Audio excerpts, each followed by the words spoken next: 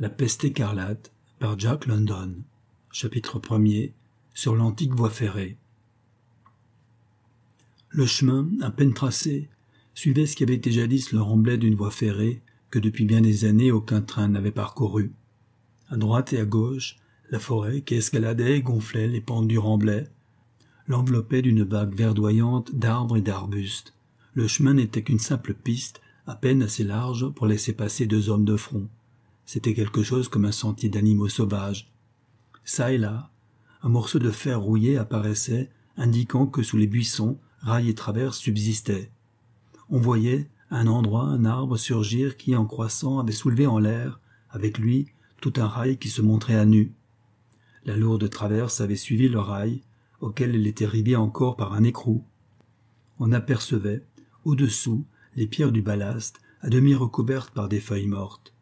Ainsi, rail et traverse, bizarrement enlacés l'un dans l'autre, pointaient vers le ciel, fantomatique.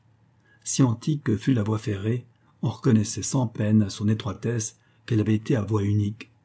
Un vieillard et un jeune garçon suivaient le sentier. Ils s'avançaient lentement, car le vieillard était chargé d'ans. Un début de paralysie faisait trembloter ses membres et ses gestes, et il peinait en s'appuyant sur son bâton. Un bonnet grossier de peau de chèvre protégeait sa tête contre le soleil. De dessous ce bonnet pendait une maigre frange de cheveux blancs, sales et souillés. Une sorte de visière, ingénieusement faite d'une large feuille courbe, gardait les yeux d'une trop vive lumière. Et sous cette visière, les regards baissés du bonhomme suivaient attentivement le mouvement de ses pieds sur le sentier.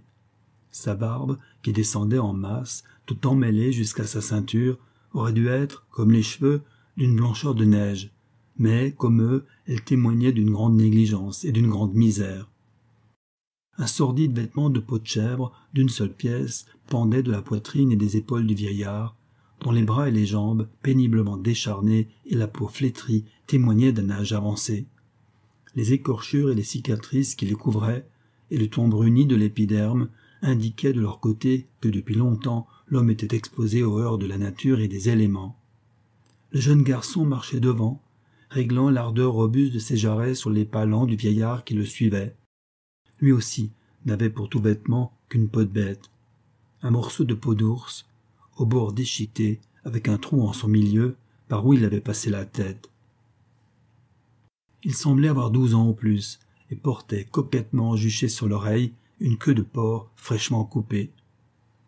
Dans une de ses mains, il tenait un arc de taille moyenne et une flèche. Sur son dos était un carquois rempli de flèches. D'un fourreau, pendu à son cou par une courroie, émergeait le manche noueux d'un couteau de chasse. Il était aussi noir qu'une mûre et sa souple allure ressemblait à celle d'un chat. Ses yeux bleus, d'un bleu profond, étaient vifs et perçants comme des vrilles, et leur azur formait un étrange contraste avec la peau brûlée par le soleil qui les encadrait. Ses yeux semblaient épier sans trêve tous les objets ambiants, et les narines dilatées du jeune garçon ne palpitaient pas moins, en un perpétuel affût du monde extérieur dont elle recueillait évidemment tous les messages. Son ouïe paraissait aussi subtile et à ce point était-elle exercée qu'elle opérait automatiquement sans même une tension de l'oreille. Tout naturellement et sans effort, celle-ci percevait, dans le calme apparent qui régnait, les sons les plus légers, les départageait entre eux et les classait. Que ce fût le frôlement du vent sous les feuilles, le bourdonnement d'une abeille ou d'un moucheron, ou le bruit sourd et lointain de la mer, qui n'arrivait que comme un faible murmure, ou l'imperceptible grattement des pattes d'un petit rongeur dégageant la terre à l'entrée de son trou. Soudain, le corps du jeune garçon s'alerta et se tendit. Simultanément, le son, la vue et l'odeur l'avaient averti. Il tendit la main vers le vieux, et l'en toucha, et tous deux se tinrent coi. Devant eux, sur la pente du remblai et vers son sommet, quelque chose avait craqué, et le regard rapide du jeune garçon se fixa sur les buissons dont le faîte s'agitait. Alors, un grand ours, un ours grizzly, surgit bruyamment, en pleine vue, et lui aussi s'arrêta net à l'aspect des deux humains. L'ours n'aimait pas les hommes. Il grogna grincheusement, lentement, et prêt à tout événement, le jeune garçon ajusta la flèche et entendit la corde sans quitter la bête du regard. Le vieux, sous la feuille qui lui servait de visière, épiait le danger et pas plus que son compagnon ne bougeait. Pendant quelques instants, l'ours et les deux humains se dévisagèrent mutuellement. Puis, comme la bête trahissait, par ses grognements, une irritation croissante.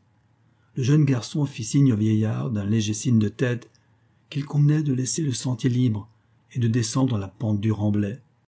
Ainsi agirent-ils tous deux, le vieux allait devant, l'enfant le suivant à reculons, l'arc toujours bandé et prêt à tirer. Une fois en bas, ils attendirent, jusqu'à ce qu'un grand bruit de feuilles et de branches froissées, sur l'autre face du remblai, les eût avertis que l'ours en était allé. Ils regrimpèrent vers le sommet, et le jeune garçon dit, avec un ricanement prudemment étouffé, « C'en était un gros, grand-père. » Le vieillard fit un signe affirmatif. Il secoua tristement la tête et répondit d'une voix de fausset, pareille à celle d'un enfant. « Ils deviennent de jour en jour plus nombreux. Qui aurait jamais pensé, autrefois, que je vivrais assez pour voir le temps où il y aurait danger pour sa vie à circuler sur le territoire de la station balnéaire de Cliff House. Au temps dont je te parle, Edwin, alors que j'étais moi-même un enfant, homme, femme, petit garçon, petite fille et bébé, accourait ici par dizaines de milles lors de la belle saison. Et il n'y avait pas d'ours alors dans le pays, je te l'assure bien. Ou du moins, ils étaient si rares qu'on les mettait dans les cages et que l'on donnait de l'argent pour les voir. De l'argent, grand-père, qu'est-ce que cela? Avant que le vieillard eût répondu, Edwin, se frappant la tête, s'était souvenu. Il avait insinué sa main dans une sorte de poche, ménagée sous sa peau d'ours, et il en avait tiré triomphalement $1 en argent, tout bossué et terni. Les yeux du bonhomme s'illuminèrent, tandis qu'il se penchait sur la pièce. « Ma vue est mauvaise, marmotta-t-il. Toi, regarde, Edwin, si tu peux déchiffrer la date qui est inscrite. » L'enfant se mit à rire et s'exclama tout hilar. « C'est étonnant, grand-père. Toujours tu veux me faire croire que ces petits signes qui sont là-dessus veulent dire quelque chose. » Le vieux gémit profondément et amena le petit disque métallique à 2 ou 3 pouces de ses propres yeux. « 2012 » finit-il par s'exclamer. Puis il s'abandonna un cocasse caquetage. 2012, c'était l'année où Morgan V fut élu président des États-Unis par l'Assemblée des Manias. Ce dut être une des dernières pièces frappées, car la mort écarlate survint en 2013. Seigneur, Seigneur, quand j'y songe. Il y a de cela 60 ans. Et je suis aujourd'hui le dernier survivant qui ait connu ce temps-là. Cette pièce, Edwin, où l'as-tu trouvée? Edwin, qui avait écouté son grand-père avec la condescendance bienveillante que l'on doit au radotage de ceux qui sont faibles d'esprit, répondit aussitôt. « C'est Ouhou qui me l'a donné. Il l'a trouvé en gardant ses chèvres près de San José, au printemps dernier. Ouhou dit que c'est de l'argent. Mais, grand-père, n'avez-vous point faim? Remettons-nous en marche. » Le bonhomme, ayant rendu le $, à Edwin, serra plus fort sur le bâton dans son poing et se hâta vers le sentier, ses vieux yeux brillants de gourmandise. « Espérons, murmura-t-il, que Bec de Lièvre aura trouvé un crabe, peut-être 2. C'est bon à manger, l'intérieur des crabes, très bon à manger quand on n'a plus de dents. Et lorsqu'on a des petits-fils qui aiment bien, comme vous, leur grand-père et se font devoir de leur en attraper. Lorsque j'étais enfant, mais Edwin, ayant vu quelque chose, s'était arrêté, et le doigt sur ses lèvres avait fait signe à l'ancêtre qu'il se tût. Il ajusta une flèche sur la corde de son arc, et s'avança, en se dissimulant, dans une vieille conduite d'eau à moitié éclatée, qui avait, en crevant, fait rompre un rail. Sous la vigne vierge et les plantes rampantes qu'il recouvrait, on apercevait le gros tube rouillé. Le jeune garçon arriva ainsi en face d'un lapin, assis sur son derrière près d'un buisson et qui le regarda hésitant et tout tremblant.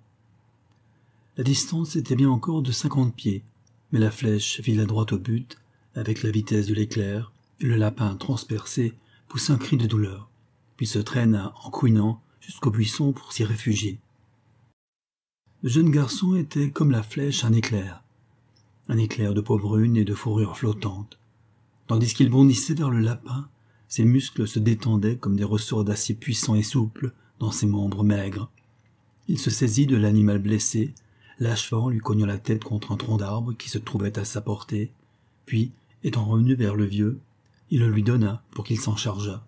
« C'est bon, le lapin, très bon, » marmotta l'ancêtre. « Mais en tant que friandise, délicieuse au goût, je préfère le crabe. Quand j'étais enfant... » Edwin, impatienté de la vaine loquacité du vieux, l'interrompit. « Pourquoi, dit-il en lui coupant la parole, tant de phrases à propos de tout qui ne signifient rien ?» Il s'exprima moins correctement, mais tel était le sens approximatif de ses paroles. Son parler était guttural et impétueux, et le langage qu'il employait s'apparentait nettement à celui du vieux, qui était lui-même un dérivé, tant soit peu corrompu, de l'anglais. Edwin reprit. « Cela m'agace d'entendre à chaque instant des mots que je ne comprends pas. Pourquoi, par exemple, grand-père, appelles-tu le crabe une friandise? Un crabe, c'est un crabe et rien de plus. Que veut dire ce sobriquet ?» Le vieillard soupira et ne répondit pas, et tous deux continuèrent à marcher en silence. Le bruit de ressac se faisait de plus en plus fort, et comme ils émergeaient tous deux de la forêt, la mer soudain apparut au-delà de grandes dunes de sable. Quelques chèvres broutaient parmi ces dunes, une herbe rare, gardée par un autre jeune garçon vêtu de peau de bête et par un chien qui n'était plus qu'une faible réminiscence du chien et semblait bien plutôt un loup. Au premier plan s'élevait la fumée d'un feu que surveillait un troisième garçon, non moins hirsute d'aspect que les deux autres. Autour de lui se tenaient accroupis plusieurs chiens-loups, pareils à ceux qui gardaient les chèvres. À une trentaine de yards de la côte, on voyait un groupe de rochers déchiquetés, et au grondement des vagues qui les battaient se mêlait une sorte d'aboiement profond. C'était le mugissement d'énormes lions marins, qui s'y traînaient les uns pour s'y étendre au soleil, les autres pour se battre entre eux. Le vieillard se dirigea vers le faux, en accélérant le pas et en reniflant l'air avidement. « Des moules !» s'exclama-t-il, extasié de sa petite voix chevrotante, quand il fut arrivé. « Des moules !»« Et qu'est-ce ceci, ou n'est-ce pas un crabe? Mon Dieu, mes enfants, comme vous êtes bons pour votre grand-père !» Ouh, qui semblait être à peu près du même âge qu'Edwin, répondit avec une grimace qui voulait être un sourire. « Mange, grand-père, tout ce que tu veux, les moules ou les crabes, il y en a 4. » L'enthousiasme paralytique du vieillard faisait peine à voir. Il s'assit sur le sable aussi rapidement que le lui permirent ses membres raides et se mit à tirer des charbons ardents une grosse moule de rocher. La chaleur avait écarté les 2 coquilles et la chair de la moule apparaissait, de couleur saumon et cuite à point.